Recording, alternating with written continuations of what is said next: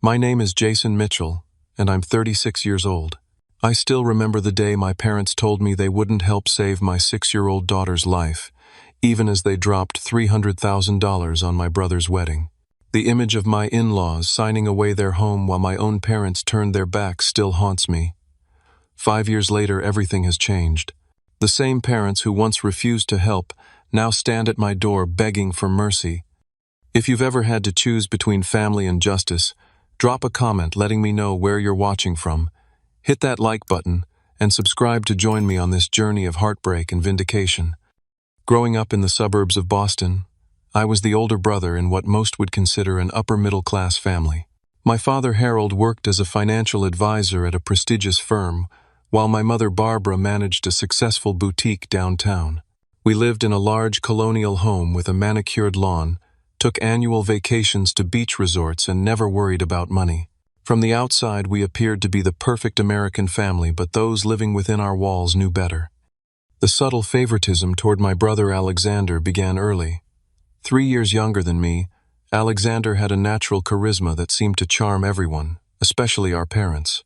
Where I received practical gifts on birthdays, Alexander got the latest gaming systems and designer clothes. When I brought home straight, as I got a nod of approval. When Alexander managed to pull B's and C's, there was a celebration dinner at his favorite restaurant. Alexander just processes information differently, my mother would explain to teachers. He's more of a creative spirit. Despite the obvious disparity in how we were treated, I kept my head down and focused on building my future. I joined every academic club available, secured scholarships, and set my sights on engineering school.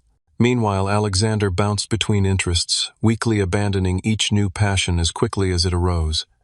You need to be more like your brother, my father would tell me during rare heart-to-hearts. People skills will take you further than book smarts. When college applications came around, I earned a partial scholarship to MIT. My parents covered the remaining tuition, but made it clear this was an investment they expected me to repay through career success. Alexander, meanwhile, decided college wasn't his path and proposed traveling Europe to find himself. My parents funded his year abroad without hesitation, calling it an educational experience. It was at MIT that I met Rebecca. Unlike the daughters of my parents' friends they'd tried to set me up with, Rebecca came from a modest background. Her father Frank worked as a high school science teacher, and her mother Martha as a nurse. Rebecca was studying biochemistry on a full academic scholarship, working part-time to cover her living expenses.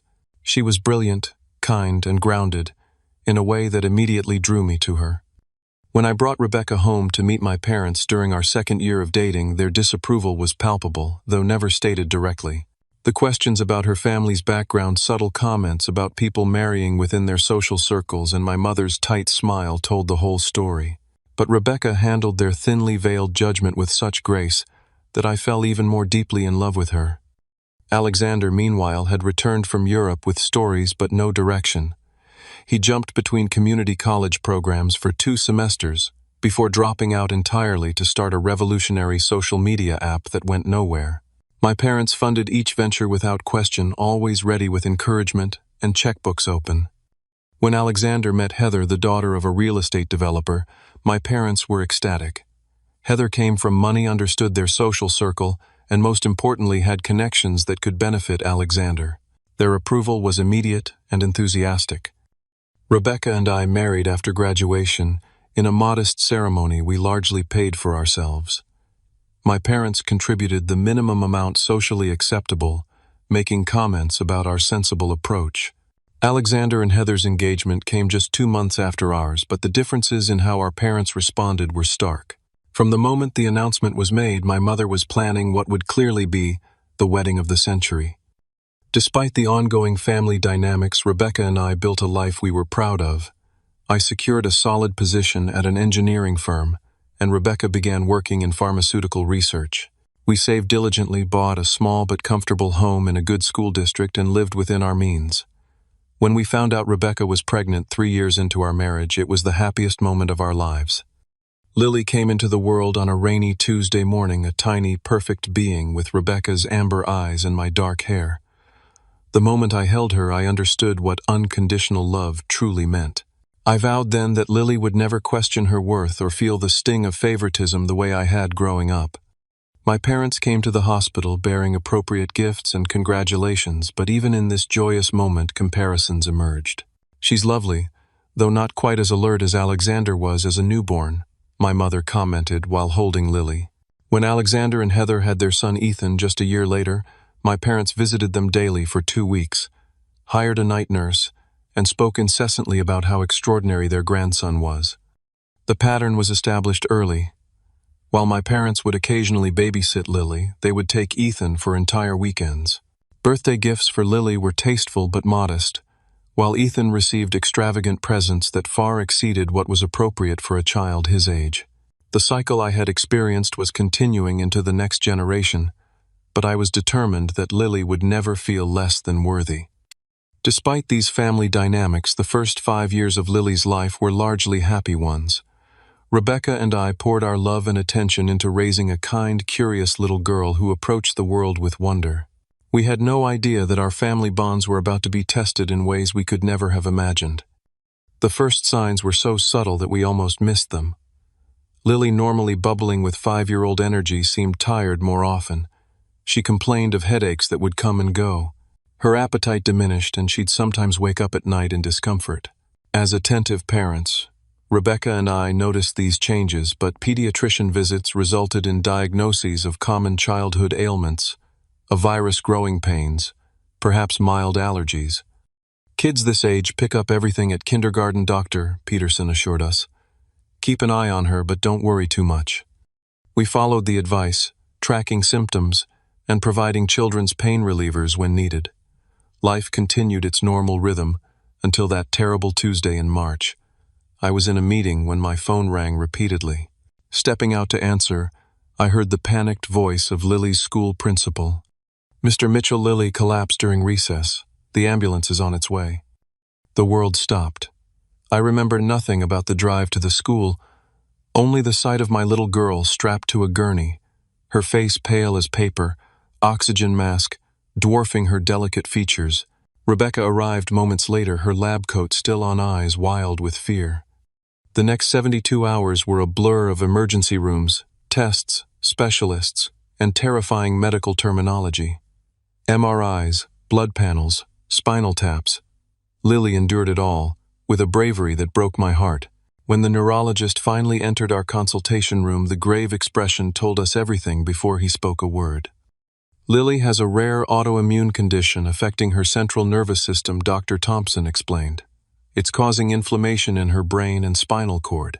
Without aggressive treatment, the damage could become permanent, potentially fatal." The diagnosis, acute disseminated encephalomyelitis with rare complications, was so uncommon that our local children's hospital had limited experience treating severe cases. Our insurance approved standard protocols, but Lily's condition didn't respond as expected. Each failed treatment attempt meant more symptoms, more pain for our daughter, and mounting medical bills. "There's a specialist at Mayo Clinic," Dr. Thompson told us one evening after Lily's 3rd hospitalization in 2 months. "Dr. Hoffman has pioneered an immunotherapy protocol for atypical cases like Lily's. His success rates are remarkable, but..." The unspoken but hung heavy in the air. I knew without asking that our insurance wouldn't cover experimental treatments, especially at an out-of-state facility. "How much?" Rebecca asked, her voice steady despite the tremor in her hands. "The treatment course would be approximately $120,000, not including travel and accommodation expenses."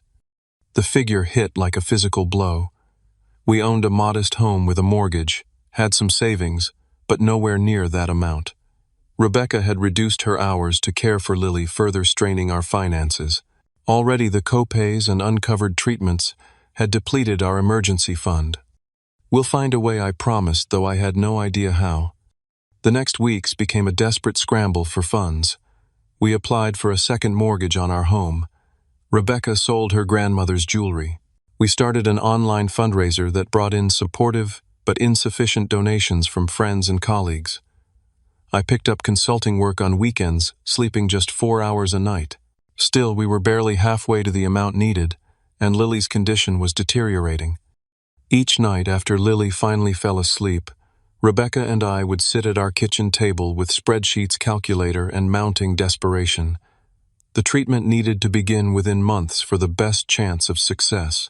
Time was a luxury our daughter didn't have. "What about your parents?" Rebecca suggested one night, careful to keep her tone neutral. She knew the complicated dynamics with my family, knew how hard it was for me to ask them for anything. "They have the money," she continued gently, "and this is their granddaughter's life. Pride is a foolish thing when your child's life hangs in the balance." Despite the years of feeling secondary to Alexander, despite knowing where I stood in the family hierarchy, I agreed to ask. For Lily, I would have walked across burning coals, let alone swallow my pride. Little did I know that approaching my parents would lead to a betrayal so profound it would permanently alter the course of our family forever. I chose a Sunday afternoon to visit my parents, timing it when I knew Alexander and his family wouldn't be there. The familiar drive to their Tudor-style home in Wellesley brought back a flood of childhood memories, both good and painful. The sprawling property looked immaculate as always, spring flowers arranged in perfect beds along the curved driveway. My mother answered the door in casual designer wear, surprise evident on her face. Unannounced visits weren't part of our family protocol. "Jason, what a nice surprise. Your father's in his study." The living room showed signs of recent renovation, new furniture, art pieces I didn't recognize. I noted these details absently, my mind focused entirely on the conversation ahead. My father looked up from his desk when I entered his wood-paneled sanctuary, removing reading glasses with measured movements. "Son, everything all right? You look troubled." I sat across from him, my mother perching on the leather sofa nearby. For the next 20 minutes I explained Lily's condition in detail. The diagnosis, failed treatments, the specialist at Mayo Clinic, and the narrow window of opportunity for intervention. I laid out the financial situation, honestly explained our efforts to raise the money, and finally arrived at the point of my visit. "We need help," I said simply. "We've raised almost 60,000, but we're still short. The treatment needs to happen within 2 months for the best outcome. I wouldn't ask if there was any other option." The silence that followed seemed eternal. My father glanced at my mother, some unspoken communication passing between them. He cleared his throat, adjusted papers on his desk, straightened his posture, all delaying tactics I recognized from my childhood. "Jason," he finally began, voice formal, "you know we love Lily. This is terribly unfortunate timing." "Timing," I repeated, not comprehending. "We've committed significant funds to Alexander and Heather's wedding," my mother interjected. "The venues required substantial deposits, most non-refundable at this point." I stared at her, waiting for the punchline that never came. "The wedding is in 4 weeks," my father continued. "We've already invested over 300,000 with final payments coming due. The guest list includes important business contacts, partners from my firm, Heather's family's connections." "You're saying you can't help save Lily's life because of Alexander's wedding?" I asked, my voice barely controlled. "That's not what we're saying," my mother replied quickly. "It's just that we made these commitments to Alexander and Heather years ago. We promised them the wedding of their dreams. Our social standing, your father's business relationships. These events matter in our circles. More than your granddaughter's life." The words came out sharp, cutting. My father sighed, pinching the bridge of his nose. "Don't be dramatic, Jason. Children get sick and recover all the time. Have you considered less expensive treatment options? Perhaps a payment plan with this specialist?" "We've explored every option," I responded, ice forming around my heart. "This isn't elective surgery. This is Lily's life." "We understand that," my mother said in a tone that indicated she understood nothing. "But surely there are other resources, medical trials, charity organizations. You've always been resourceful, Jason." The conversation continued in this vein for another painful half-hour. Excuses, justifications, suggestions that placed the burden anywhere but on their financially capable shoulders. The wedding date couldn't possibly be postponed. The deposits were non-refundable. Family reputation would suffer. Alexander and Heather would be devastated. When I finally stood to leave, the truth was inescapable. My parents had made their choice, and it wasn't Lily. "We'll send a check for 5,000, my father offered as I reached the door. "It's what we can manage right now." I left without responding the paltry sum, an insult rather than assistance. $5,000, less than they had spent on the ice sculptures for Alexander's wedding. The confrontation with my brother came 3 days later. Alexander called his voice a mixture of indignation and rehearsed concern. "Mom and Dad told me you've put them in an impossible position," he began without preamble. "Is that what they said?" I replied, stepping outside the hospital room, where Lily was undergoing yet another painful procedure. "Look, I'm sorry about Lily, truly, but you can't expect Mom and Dad to cancel our wedding. Do you know how many important people are coming? Heather's father has business associates flying in from Europe. I didn't ask them to cancel your wedding, Alexander. I asked for help saving my daughter's life." "Your financial problems aren't our responsibility," he replied, the words cutting deep. "Heather and I have planned this for 2 years. It's not fair to ask everyone to sacrifice because you don't have adequate insurance." The conversation devolved from there, revealing the true dynamics that had always existed beneath our family's polished surface. Alexander, like our parents, saw Lily's life-threatening condition as an inconvenient timing issue, a financial problem that was solely my responsibility to solve. When I returned to Lily's room, Rebecca took one look at my face and knew. We held each other, the weight of betrayal heavy between us. That night, after Lily finally fell asleep, Rebecca broke down. "How could they?" she whispered through tears. "She's just a little girl, their granddaughter." The strain had begun to show in our marriage, not driving us apart, but revealing the deep injustice of our situation. Rebecca had never complained about my family's treatment of us over the years, but this crossed a line that couldn't be uncrossed. 2 days later, Rebecca's parents visited the hospital. Frank and Martha Reynolds had always been modest people of modest means. Frank's 30 years as a high school science teacher and Martha's career in nursing had provided them a comfortable but certainly not luxurious retirement. They lived in the same 3-bedroom ranch house they'd bought when Rebecca was born. As they sat with us in the hospital cafeteria, Martha reached across the table to hold Rebecca's hand. "We've been talking," Frank said, his voice steady. "We want to help with Lily's treatment." "Dad, we know you would if you could," Rebecca replied gently. "But this is more money than—" "We're selling our house," Martha interrupted. "We've already spoken with a realtor. The market's good right now." Rebecca and I stared at them in shock. "We can't let you do that," I protested. "That's your retirement security."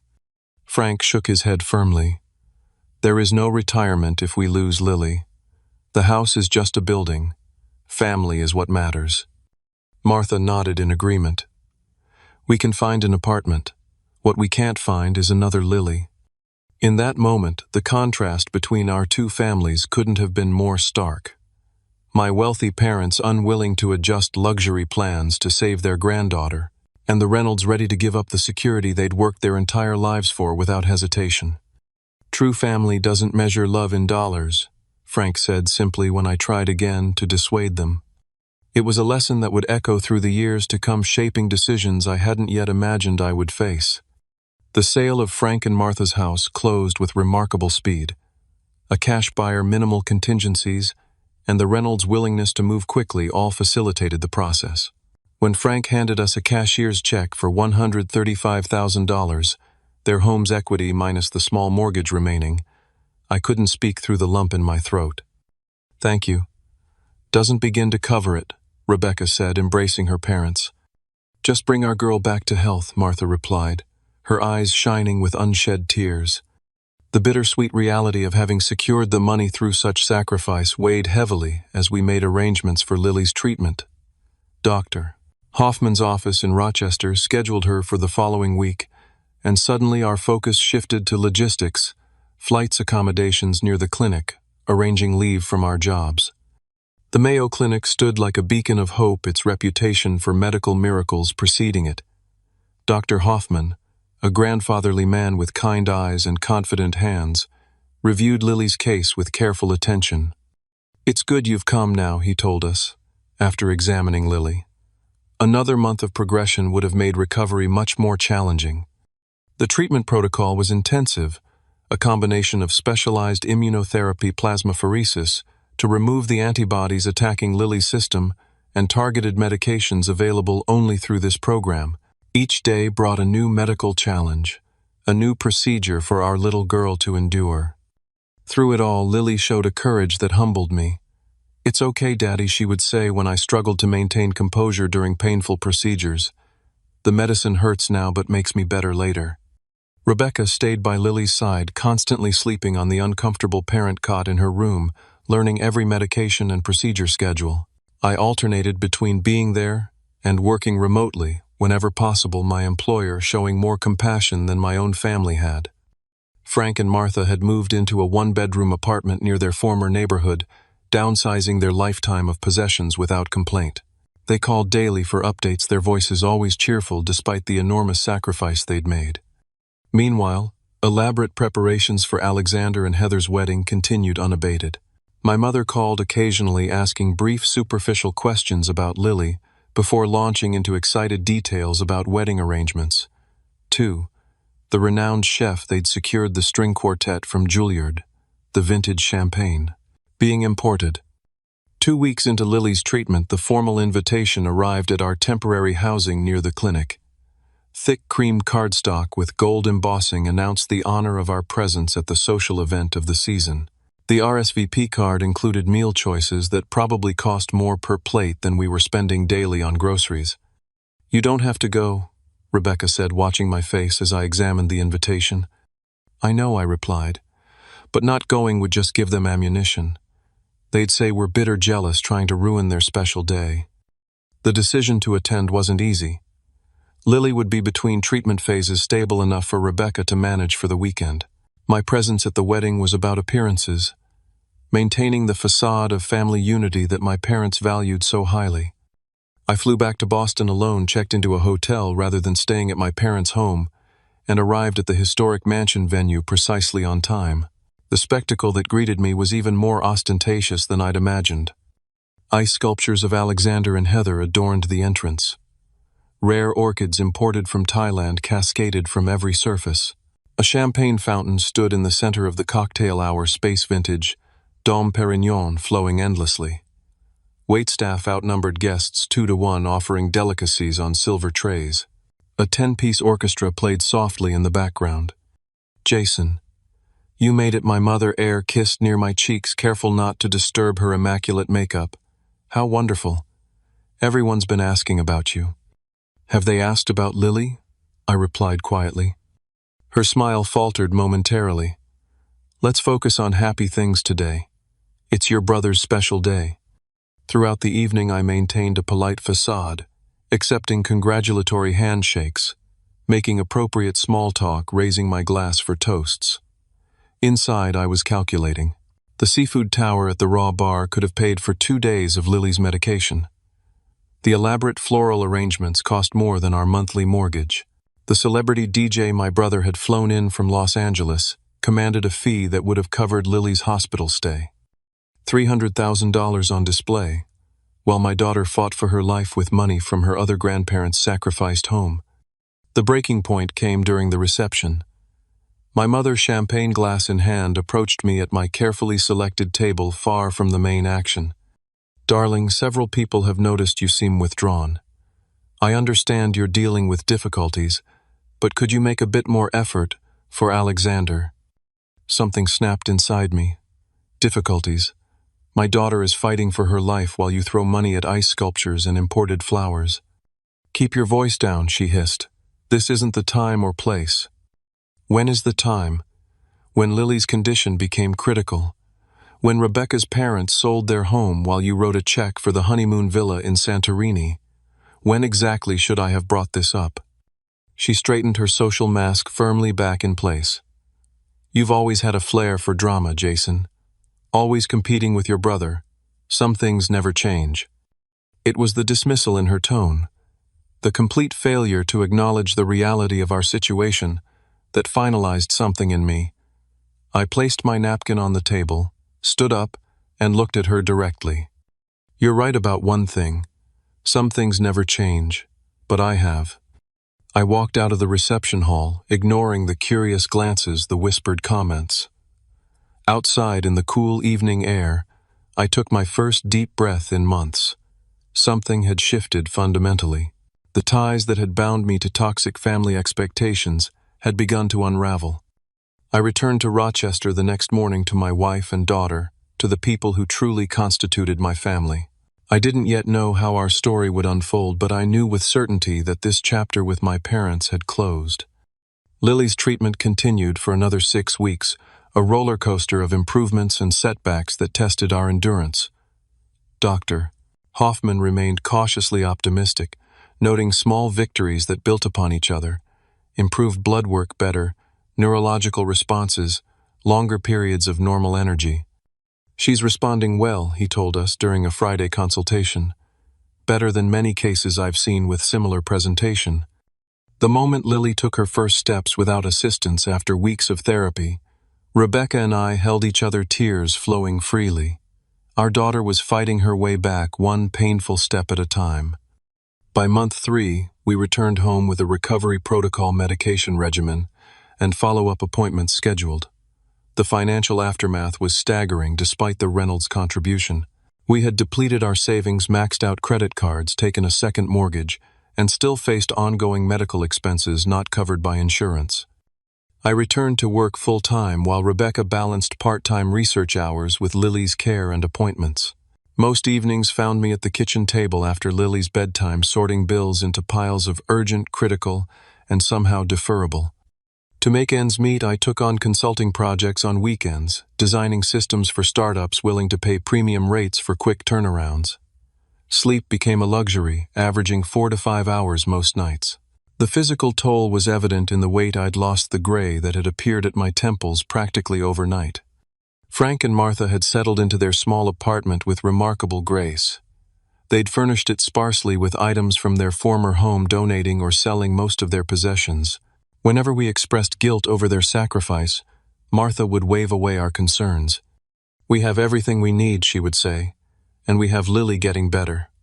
That's worth more than any house." The contrast between the Reynolds' contentment despite material loss and my parents' materialism had never been more stark. Frank and Martha found joy in simple Sunday dinners at our home, in watching Lily regain strength, in being present for the small victories of her recovery.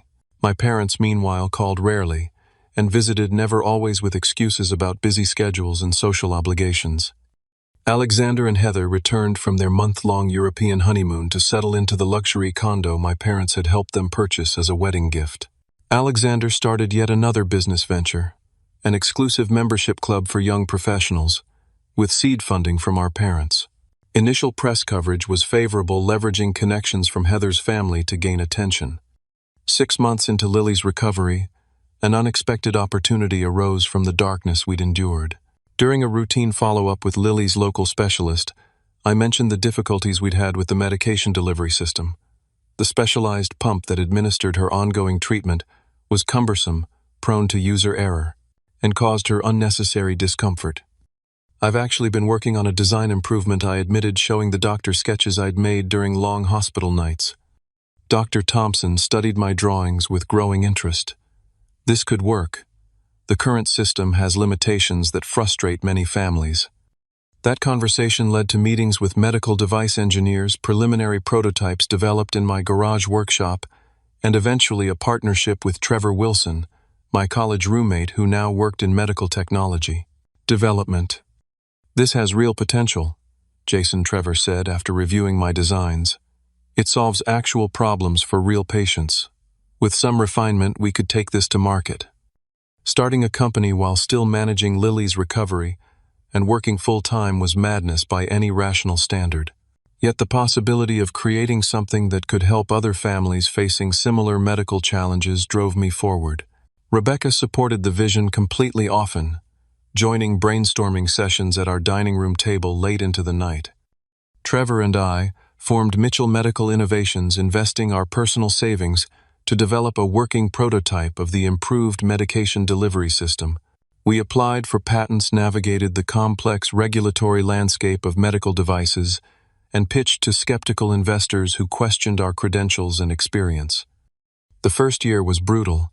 Rejection after rejection, technical setbacks, moments of doubt that had me questioning the entire endeavor. There were nights I nearly gave up, exhaustion clouding my judgment and eroding my confidence. "We can't quit," Rebecca would remind me during these dark moments. not just for us but for all the other families struggling with the same problems. Our breakthrough came when a pediatric medical conference accepted our application to demonstrate the prototype. Doctors and medical administrators gathered around our modest booth, asking pointed questions and sharing their own frustrations with existing systems. By the end of the 3-day event, we had letters of interest from 2 children's hospitals willing to trial the device. That small foothold led to our first round of legitimate funding, allowing me to reduce my engineering hours and focus more on the company. The prototype evolved through several iterations, each improving on the last based on medical feedback and patient experiences. Meanwhile, cracks had begun to appear in Alexander's perfect life. His membership club business struggled to retain customers beyond the initial buzz. Rumors of mismanagement circulated in local business publications. Heather's pregnancy announcement temporarily shifted family attention, but underlying financial issues continued to mount. My parents, still financially supporting Alexander's business ventures, seemed oblivious to the warning signs. When his company needed cash infusions, they provided them without question. When suppliers threatened legal action over unpaid invoices, my father leveraged connections to smooth things over. The pattern of enabling that had defined Alexander's upbringing continued into his adult business life. 2 years after Lily's treatment, our family dynamics had fundamentally transformed. Rebecca and I had emerged stronger, our partnership tempered by crisis. Lily had returned to school, still requiring some accommodations, but thriving in ways the doctors had once thought impossible. Frank and Martha had become even more integral to our daily lives, the bond strengthened through shared sacrifice. And across town, though I didn't yet know it, the foundation of my parents' carefully constructed world was beginning to crumble, setting the stage for an ironic reversal none of us could have anticipated. 3 years passed in a blur of determined work, gradual healing, and unexpected growth. Lily, now 9, had progressed beyond anyone's expectations. Though she still required quarterly checkups and daily medication, she participated fully in school, joined the science club, and showed particular talent in mathematics. The doctors used words like remarkable and exceptional case to describe her recovery.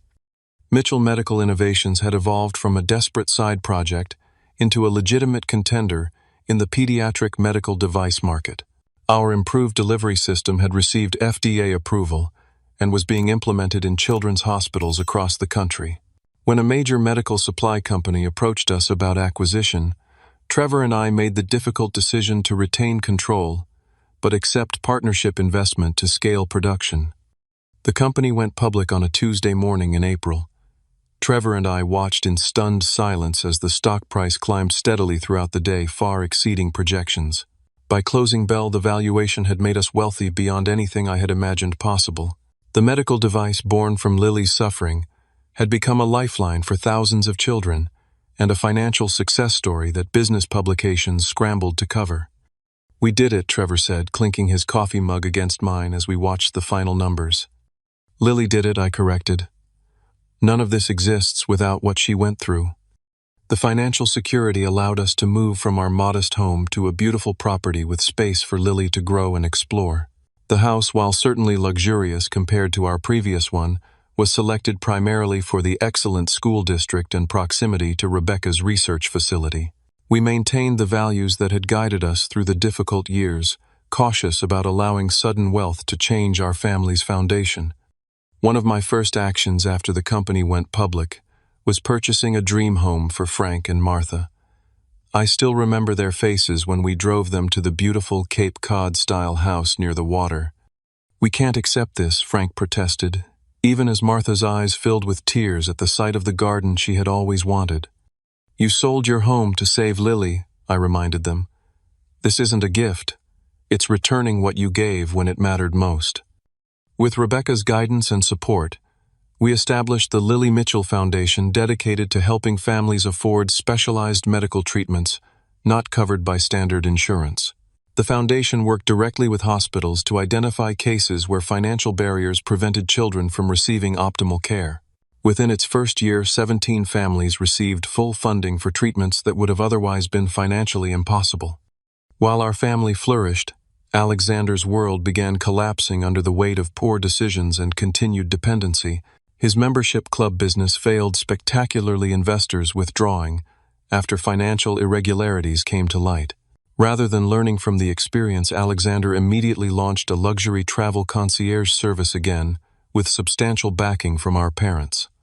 When that venture also failed within 18 months, he pivoted to restaurant ownership, convincing our parents to invest in an upscale dining concept in Boston's Back Bay. Despite hiring a renowned chef and extensive publicity, the restaurant hemorrhaged money from its opening night. Alexander's management style, absent when things went poorly, taking credit when brief successes occurred, alienated staff and business partners alike. My parents, now in their mid-60s, continued writing checks to support Alexander's failed ventures, their retirement funds gradually depleting with each new business disaster. Then came the financial crisis that shook markets worldwide. My father, who had maintained an aggressive investment portfolio despite his age, saw his assets plummet in value. The timing couldn't have been worse, coinciding with Alexander's restaurant requiring another substantial cash infusion to avoid bankruptcy. I learned about my parents' financial troubles through industry connections rather than directly from them. Our relationship had remained distant but cordial, limited to brief calls on holidays and occasional updates about Lily's progress. They had never visited our new home, had never acknowledged the success of my company, had maintained the pattern of emotional distance that had defined our relationship for decades. The final blow to their financial security came when my father experienced a severe heart attack requiring complex cardiac surgery and extended rehabilitation. Their premium health insurance, while comprehensive, didn't cover experimental procedures recommended by specialists. The irony of the situation, medical costs exceeding insurance coverage, wasn't lost on me. Alexander's response to the family crisis was predictable. Rather than stepping up to support our parents, he and Heather sold their luxury condo, purchased a smaller home in a less prestigious neighborhood, and announced they needed to focus on their own family's security. The son, who had received endless financial support when times were good, was nowhere to be found when sacrifice was required. 5 years after they had refused to help save my daughter's life, my parents found themselves in a position eerily parallel to the one Rebecca and I had faced. Medical bills mounting, insurance insufficient, retirement funds depleted, and the son they had always favored unwilling to adjust his lifestyle to help. The call came on a Sunday evening as our family finished dinner. Seeing my father's name on the caller ID was surprising enough to cause a momentary pause before I answered. "Jason." My father's voice sounded older, more fragile than I remembered. "I wonder if we might come by to speak with you. There's something important we need to discuss." The conversation was brief, arrangements made for them to visit the following evening. After ending the call, I sat in silence, processing the implications of what was clearly coming. "They need money," Rebecca stated, simply knowing without being told. "Yes," I replied, a complex mix of emotions washing through me. "After all this time, they need my help." The irony wasn't lost on Lily, now old enough to understand the family dynamics at play. "Are you going to help Grandpa and Grandma, Dad?" she asked as Rebecca cleared the dinner dishes. "I don't know yet, sweetheart," I answered honestly. Sometimes helping people and doing the right thing gets complicated when history is involved. As my parents' car pulled into our driveway the next evening, I found myself at a crossroads I never expected to face. One where justice and mercy would need to find balance in the shadow of past betrayal. My parents looked smaller somehow, as they entered our home, diminished by circumstances and time. My mother's designer clothes, while still expensive, showed signs of age. My father moved cautiously, the cardiac episode having left its mark on his once commanding presence. Their eyes widened, taking in our home, not ostentatious by wealthy standards, but certainly evidence of financial success. Rebecca greeted them with more warmth than I could have managed, offering refreshments and making comfortable small talk. Lily, curious about these grandparents who had been peripheral figures in her life, introduced herself with the confidence of a child who knows she is deeply loved. "You've grown so much," my mother commented awkwardly. "You look just like your father did at your age." Eventually, we settled in the living room, the purpose of their visit hanging unspoken between us. My father cleared his throat, pride visibly wrestling with necessity. "Your company has done very well," he began. We've read about your success in the business journals. Yes, I replied, simply not making this easier for him. We're proud of what you've accomplished, my mother added quickly. Always knew you had potential. The silence stretched uncomfortably until my father finally addressed the purpose of their visit. Jason, we find ourselves in a difficult position. The market downturn affected our investments significantly. Alexander's businesses required substantial support over the years. And now these medical expenses. He gestured vaguely at his chest. What your father is trying to say, my mother interjected, is that we need financial assistance. Temporarily, of course. Just until the market recovers, and we can liquidate some assets. The parallels to our conversation 5 years earlier were striking. The roles now completely reversed. I felt a complex storm of emotions, vindication, anger, sadness, and underneath it all a surprising sense of compassion. What specifically do you need? I asked, my voice neutral. They explained their situation in detail. My father's experimental treatment cost the depletion of their retirement accounts, the underwater mortgage on their home following the market crash. The total they needed to stabilize their situation was substantial, nearly $200,000. I need time to consider this, I told them after they finished. This isn't a decision I can make immediately. Their disappointment was evident, but they couldn't argue. They had come as supplicants, not in a position to demand immediate answers. After they left, I sat on our back porch watching the sunset and processing the conversation. Rebecca joined me, her presence comforting in my turmoil. What are you thinking? She asked, always perceptive of my internal struggles. Part of me wants to refuse them outright, I admitted. To let them experience what we did, what your parents sacrificed for Lily. She nodded, understanding completely. And the other part? Wonders what that would make me. If I become what they were, do I lose something essential about myself? The next morning I called Frank, asking if he could come over to discuss something important. Since buying them their new home, we had seen Rebecca's parents almost daily. Frank had become the father figure I needed, offering wisdom without judgment. Over coffee at our kitchen table, I explained my parents' situation and my conflicted feelings. You're facing the oldest moral dilemma in existence, Frank said thoughtfully. Justice versus mercy. They don't deserve your help based on past actions. But perhaps this isn't about what they deserve. What is it about then? Who you choose to be, he replied. Their actions define them. Your actions will define you. His words stayed with me as I contemplated my options.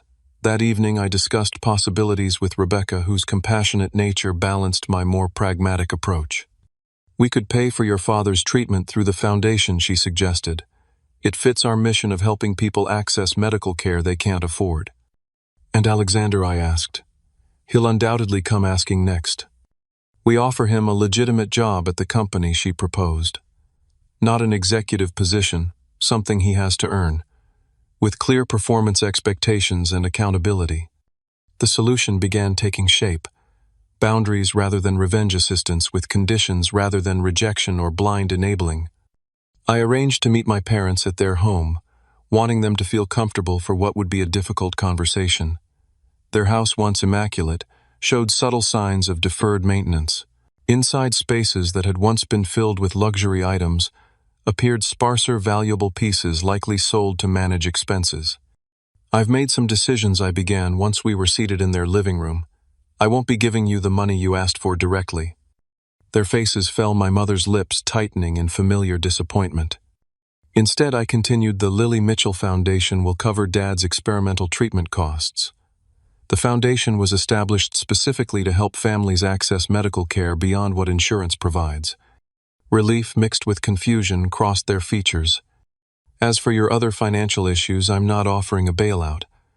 I am, however, offering Alexander a legitimate position in our company's customer experience department, entry-level with standard salary and benefits. If he performs well, there's room for advancement. That's very generous, but Alexander has his own business interests, my mother began. Failed business interests, I corrected gently. This isn't a handout. It's an opportunity for him to learn sustainable business practices and contribute actual value.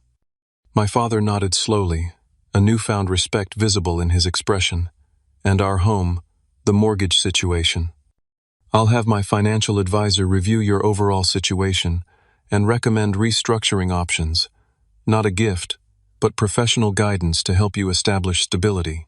You'll need to downsize, live within more modest means. The lifestyle you've maintained isn't sustainable anymore. The conversation continued for hours, moving from initial entitlement through reluctant acceptance to the beginnings of genuine humility. For perhaps the first time, my parents began to see me clearly, not as the less favored son seeking approval, but as a man who had built something meaningful despite their lack of support. When I returned home that evening, Lily was waiting up past her bedtime, curious about the outcome.